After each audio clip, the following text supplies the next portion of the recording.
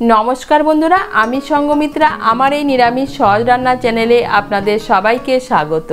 आज आमी रान्ना करछि निरामिष सोयाबिनेर मुइठा। आपनारा निरामिषेर दिने बानिये निते पारेन এই रेसिपिटी।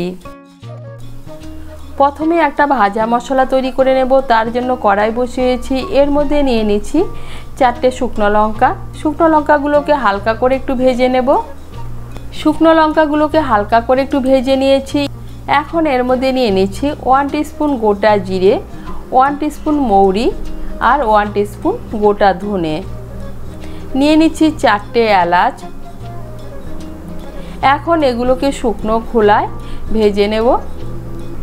এই দেখুন শুকনো লঙ্কা, গোটা জিরে, ধনে, মৌরি আর এলাচগুলোকে শুকনো খোলায় ভেজে নিয়েছি। এখন আমি এগুলোকে নামিয়ে নেব। নামিয়ে ঠান্ডা করে নেব।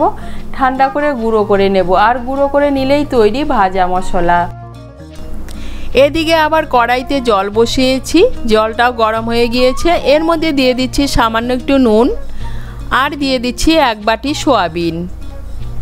এখন আমি সয়াবিনটাকে সেদ্ধ করে নেব।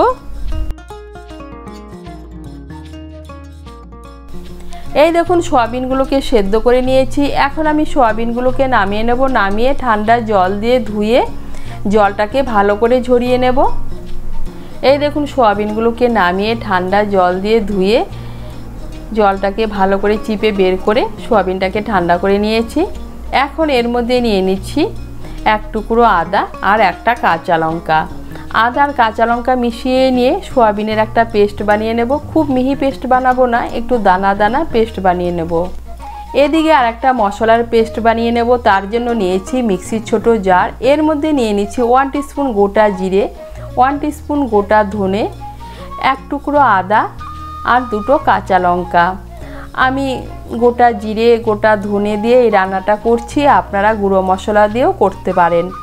আর নিয়ে নিচ্ছি একটা মাঝারি সাইজের টমেটো। এগুলো দিয়েও একটা মিহি পেস্ট বানিয়ে নেব।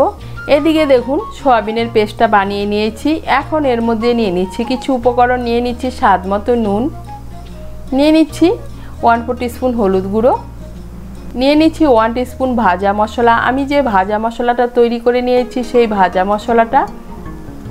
নিয়ে নিচ্ছি 1 চামচ নারকেল কোড়া আর নিয়ে নিচ্ছি 2 চামচ বেসন। এখন সমস্ত উপকরণ দিয়ে সয়াবিনের পেস্টটাকে ভালো করে মেখে নেব। সমস্ত উপকরণ দিয়ে সয়াবিনের পেস্টটাকে ভালো করে মেখে নিয়েছি। এখন এর থেকে অল্প অল্প মিশ্রণ নিয়ে মুইঠার আকারে বানিয়ে নেব।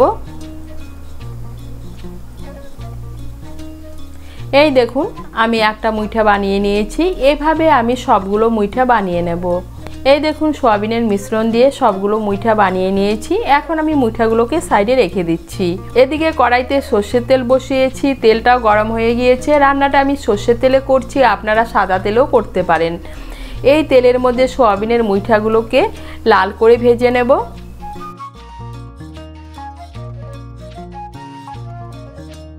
এই দেখুন মুইঠাগুলোকে লাল করে ভেজে নিয়েছি। এখন আমি মুইঠাগুলোকে তুলে নিচ্ছি।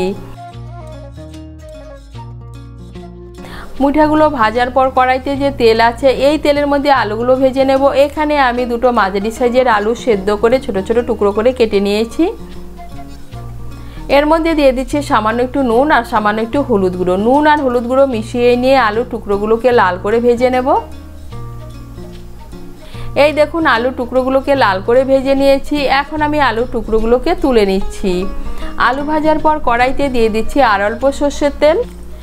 এখন এর মধ্যে দিয়ে দিচ্ছি ফোড়ন। ফোড়নের জন্য নিয়েছি তেজপাতা, শুকনো লঙ্কা, গোটা জিরে আর গোটা গরম মশলা। গোটা গরম মশলার মধ্যে নিয়েছি এলাচ, লবঙ্গ আর দারচিনি। এলাচের মুখগুলো একটু ফাটিয়ে নিয়েছি।